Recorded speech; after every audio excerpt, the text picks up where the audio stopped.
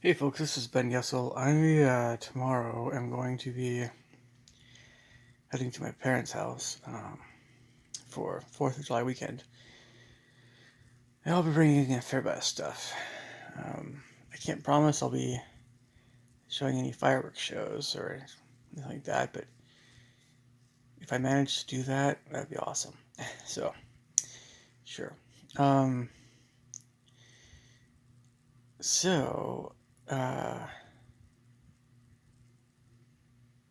I have a few things in my mind tonight, I guess. It's been a it's been a good week. As I mentioned before, I have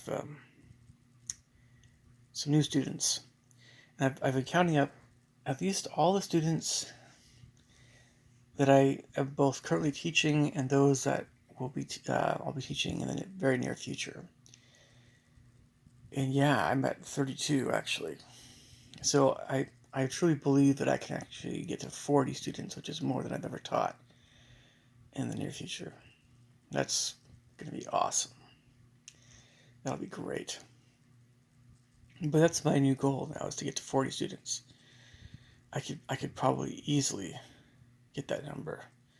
Maybe even up to 50. That would be really awesome.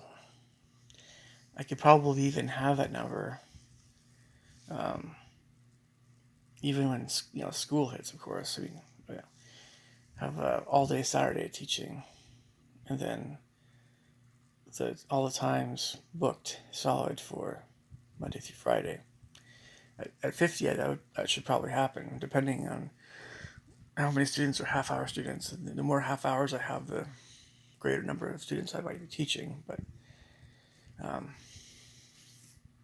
I guess a rough estimate of time available that's available in a day. It's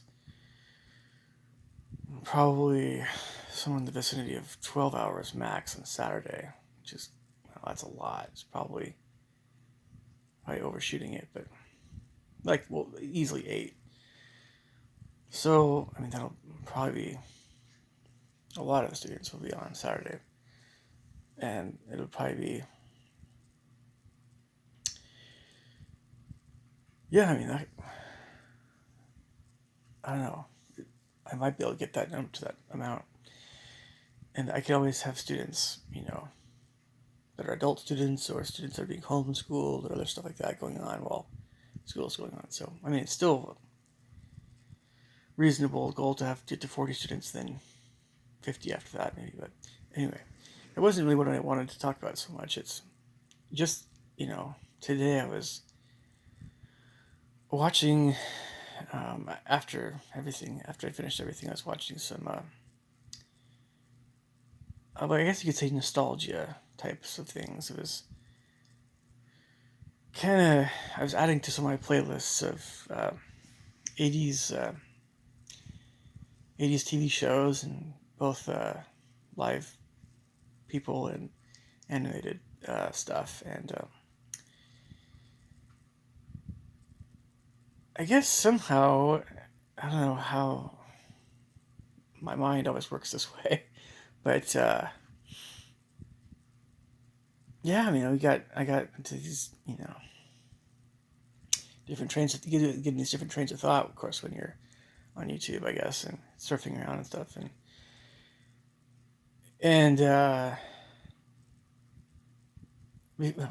okay, so I don't know. This is oddly emotional for me, and it really, I don't know. Growing pains. Okay, so as far as these '80's TV shows go, I mean, you have the Wonder Years, and you have the main uh, '80's nice family sitcoms, I guess you could say. There was Silver Spoons, there was the Wonder Years, and then there was um, Growing Pains, and before that stuff there was Different Strokes, and so this was kind of a thing. I don't know, it started way back way back, like Leave It to Beaver or stuff, right? And then eventually you get to the '80's, and these are the shows that I was more familiar with. The '90's kind of went a different direction somewhat. I mean, you had Home Improvement and stuff, but Family Matters and that Family Matters, right? Home Improvement and Family Matters and Cosby Show in the early '90s still, but this is type of TV show that I have, I don't watch TV anymore really. So, but yeah, as you guys know, it's not something that is really done to my knowledge anymore. If they still have new stuff like that, it's not stuff that I'm familiar with. Or there's like of course there's Full House, and that was always, yeah. So there's a Fuller House. That's, yeah, stupid. Um, kind of, yeah. But so Growing Pains that was a show with Kirk Cameron, and mainly Kirk Cameron. He was the main guy. I remember he was really the main guy because there was a girl. I guess one of the other shows, by the way, that I still remember very well was Family Ties, I think. And so, okay, sorry, I'm having a hard time keeping my trains of thought more logical here, because this is all very boyhood nostalgia stuff for me, somewhat. Which is weird because it wasn't always my favorite stuff, but so the Wonder Years had Fred Savage, and so on and so forth. Growing Pains had Kirk Cameron and those other two siblings. I think that the little boy was Jeremy Miller, something last name was Miller, and Alan Thicke was the dad. I can't remember the mom's real name. And so it's Alan Thicke I'm going to talk about here in just a sec, but then of course you had Family Ties that had that amazing song. Some of these songs, they get to you, like they're emotional. Like like for instance, WKRP in Cincinnati had just a really really great song, just amazing, in my opinion, amazing song. And then Family Ties is just, it always tugs at my heartstrings on some level. It sounds cheesy. It feel like a boob, right? But it's a great song. And yeah, it's emotional a little bit. And then Silver Spoons is nice. It's more inspiring. It's more pleasant and nice, but still has an emotional side for me. So I liked Ricky Schroeder a lot. I looked up to Ricky Schroeder when I was a little boy, and that sort of thing. And then you had, of course, Different Strokes is more cheerful, chummy, 70s-ish, yeah. And then you had Growing Pains, which I think they had a pretty decent song, and it wasn't really the song that stuck in my head. That was more for like Family Ties and stuff. But I mean, there's a spiritual side to what I'm talking about here. And I mean, I guess Alan Thicke died in 2016. I didn't even know it. Because, these things these TV things, you can't, I don't always keep up with all that stuff. But, so I went from, nostalgia stuff for like, both TV show themes and cartoons and stuff. Sure. To watching a few videos about Alan Thicke, and I came to a realization about the gentleman. And I like Alan. I really do. I've always liked him. I think he's, man. I mean, I don't know. I mean, like, I've always thought very well of his character. I don't know. I really don't want to get into this dimension too much, but I mean, to me, he was approaching like Fred Rogers level of character. But maybe I don't know. Fred Rogers is a really spiritual guy, really really really good man. But I thought Alan was a really good guy too, and I just was hearing him, on these Canadian talk shows, or whatever. He's Canadian, whatever, from Toronto or something like that. And I just was, I was hearing him talk, and I kept thinking, he wasn't really he wasn't really acting all that much when he played the role of the father for Growing Pains, because a lot of his character as a dad was really kind of how he was. Really, really kind of pretty even keel and you know, modest and humble, whatever, and not and just pretty easygoing. I mean, anyway,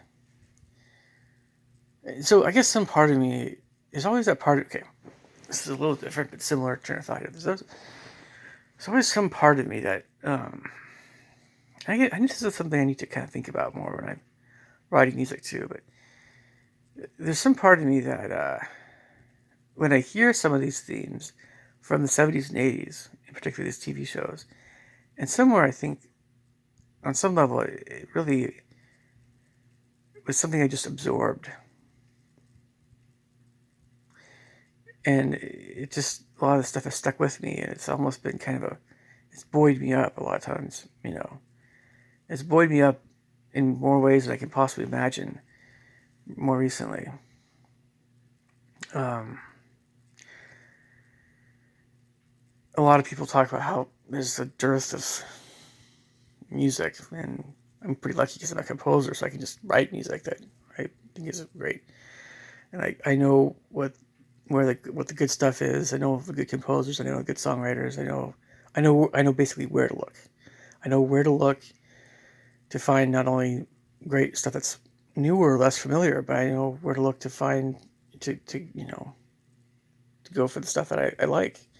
And there's thousands and thousands and thousands and thousands and thousands of songs I know, pieces and composers, but not everybody's like that. A lot of people, their musical arena is very limited, or it's radio, or used to be radio. Now I guess it's YouTube. But when you put in stuff on YouTube or Spotify, it's like you're kind of limited to whatever you're exposed to. And in order to know about these different guys, songwriters, old TV shows, it's like you just kind of have to find out about it somehow. And YouTube is probably one of the best ways to do that for so many people. But anyway, but there's a train of thought I have that where I don't know if it's just wanting to be a boy again, or just wanting to go back to the 80s. Or I miss people I knew in the 80s, or next door neighbors, or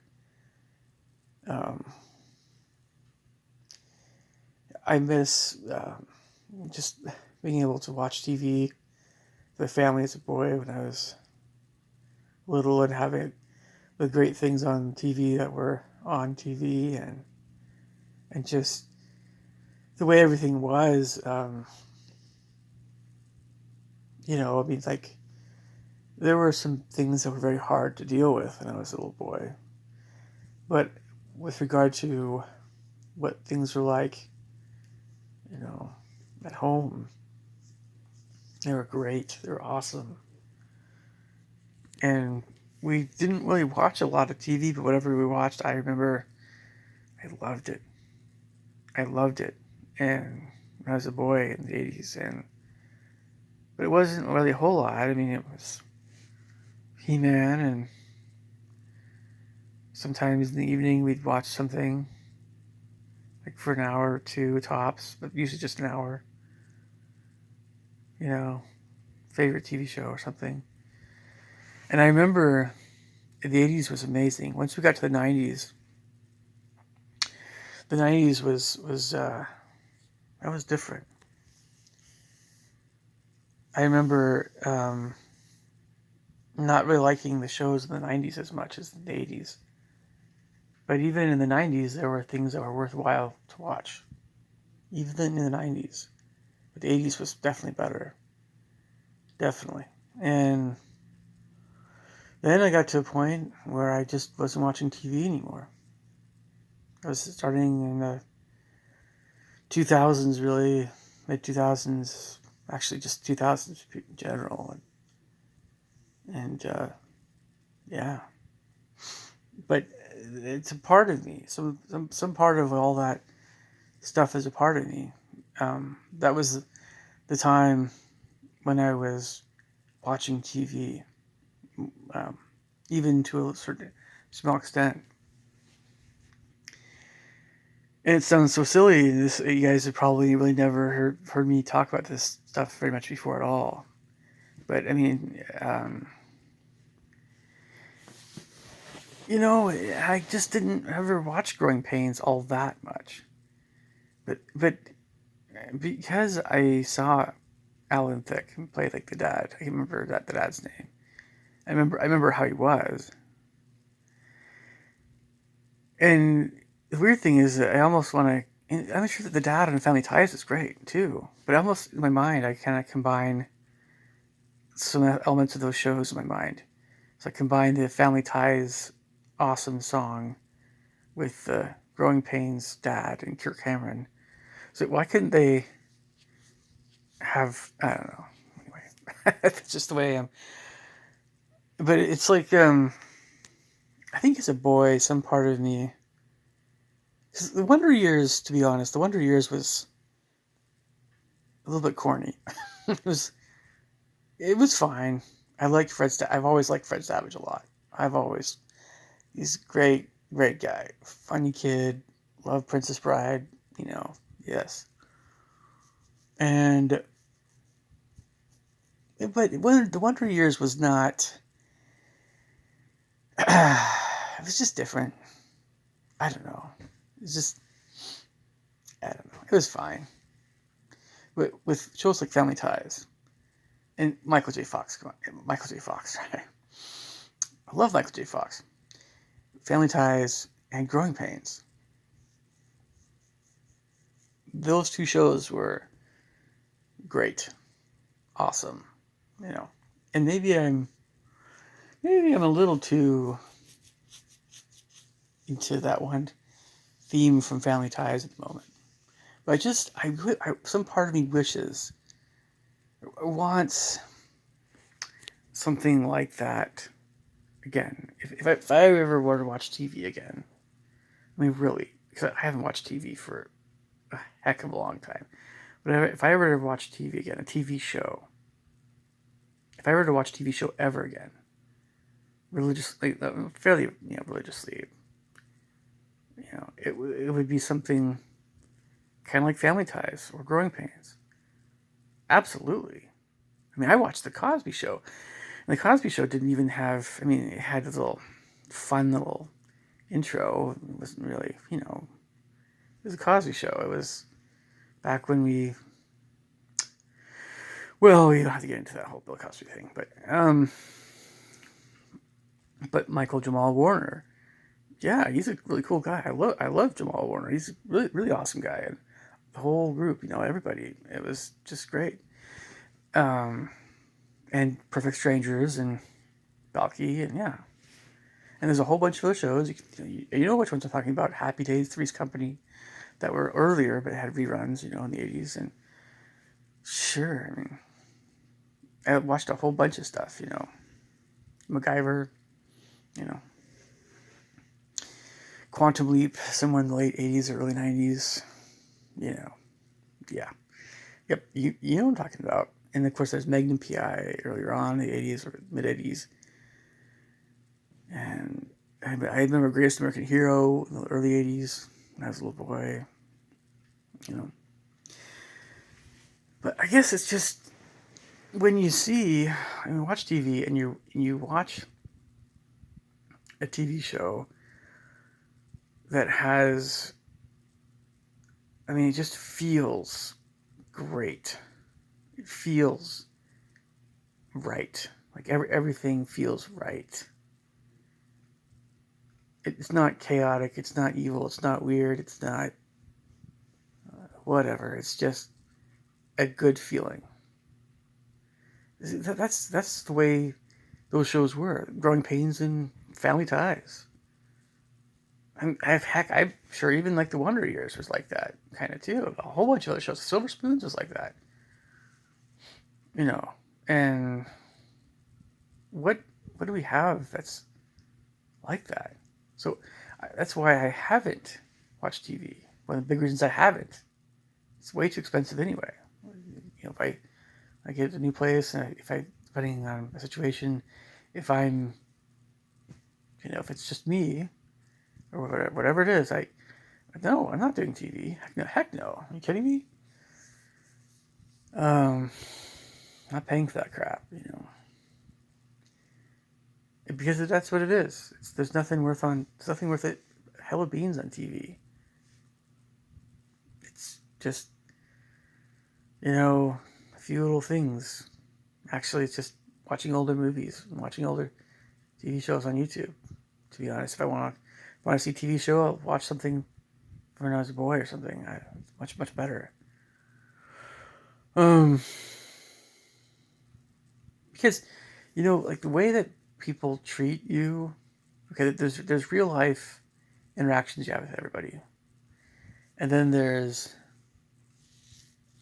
so there's like your real life. But then if you're watching stuff, whatever you're watching, it'll have an influence on you, an impact on you. And so if you're watching TV shows over time that help you feel good and wholesome, and they help you feel whole and happy, then you'll be happier and you'll feel better. You feel more at peace from watching those shows. And when you see these TV shows that aren't that way, then you won't feel as you won't be. You know what I mean? You won't be that settled. You won't be that at peace. It's a very real thing, folks. But this is what I wanted to talk about. It's very emotional in a way, because I think if I'm not mistaken, there are a lot of folks that when those really great shows stopped airing, and the more that you had these shows that were not as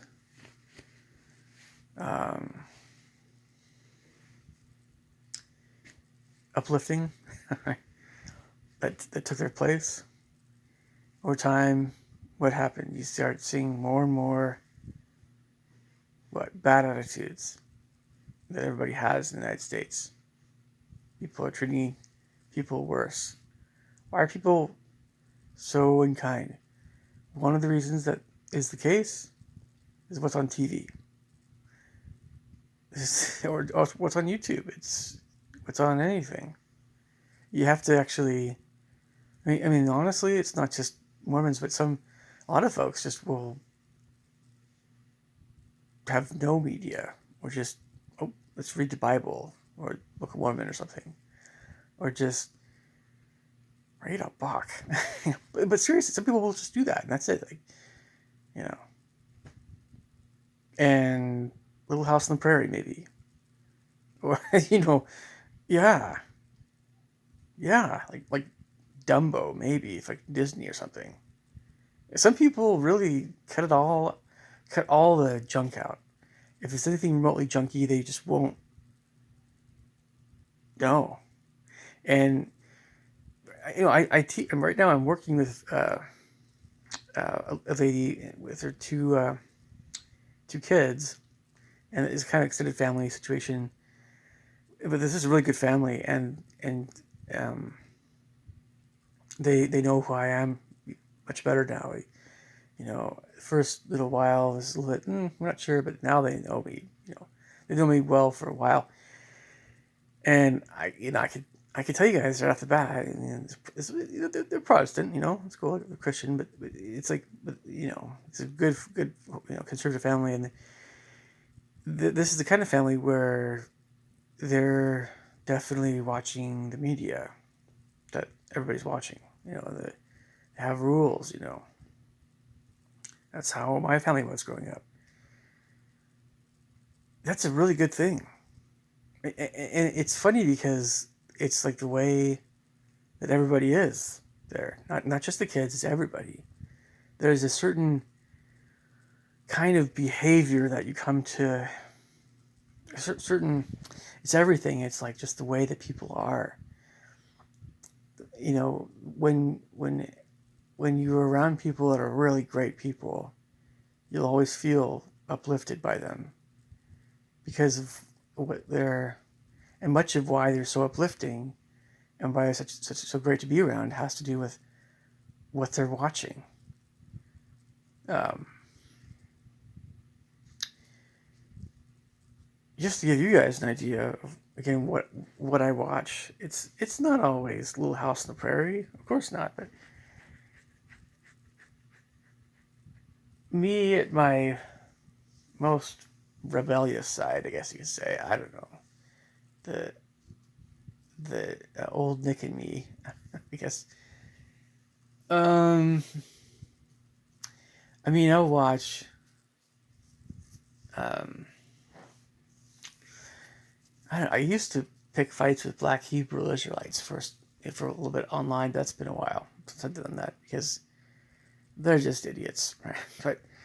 Um, but yeah, the videos about people blowing up at Walmart or McDonald's for dumb things. You know, some of those dumb prank videos. I remember watching those.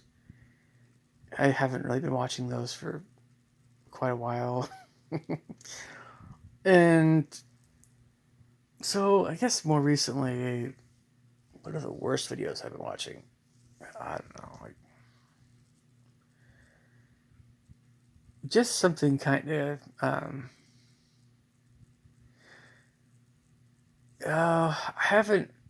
I just haven't watched anything really controversial or political or combative.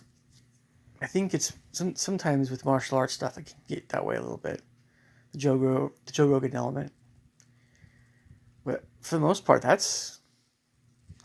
don't comment on that stuff much anymore, and it's definitely nothing really so much political. But I mean, like it's funny because if you watch something like a really super conservative, like a prepper type channel or whatever, um, there's really not many issues with that kind of stuff because everybody's going to be talking about conservative stuff, and I don't know, it's.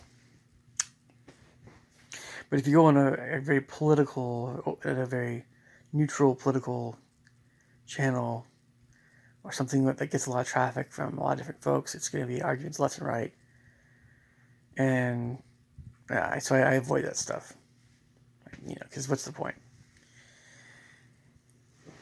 Yeah, so these kind of public freakout videos, right? Compilations. I just think I've seen a lot of bad behavior. I'll put it that way, and I don't know. It's funny. It's the things that get me more upset. With all this online stuff, it's really more. Um, well, it's anything that um, ultimately makes you feel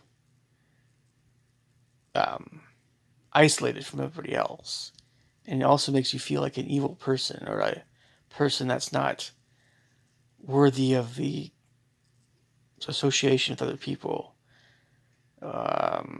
And of course, aside from all, it's like people pointing fingers at you. You're a bad person or whatever. That's all really stinking bad stuff. It's just it's just not worth anybody's time, really. Um, but it's the comment sections of that stuff, right? And there's a lot of things that most most really not so great things on YouTube I've never seen before anyway, because there's a lot of it. There's a lot of trendy channels I don't watch because it's full of idiots. That's it. Pretty. Doesn't matter if they're old or young. So what if they're mostly younger? Doesn't really matter. It's just full of a bunch of brain dead idiots that are just parroting memes and whatever nonsense. it's not necessarily a bad thing. If we're talking about the meme, parroting memes and the younger crowd, it's just, it doesn't do anything for me. So it's not really uplifting. But the pet videos are kind of cute. I find sometimes these dog videos from um, it's dodos. The dodo's great, but it's oh, what's that channel? Oh, I don't know. It's Sheeb, something about Sheeb's Rapid Liquid. Yeah, it's called Rapid Liquid, and it's really cute. And they have a lot of anyway. So maybe more on this subject in a bit. I miss Alan Thicke. I wish he was still alive. I wish I could talk to him. I wish more shows were like Growing Pains and Family Ties. All right. Leave your thoughts and comments below. Catch you guys later. Take care. Bye.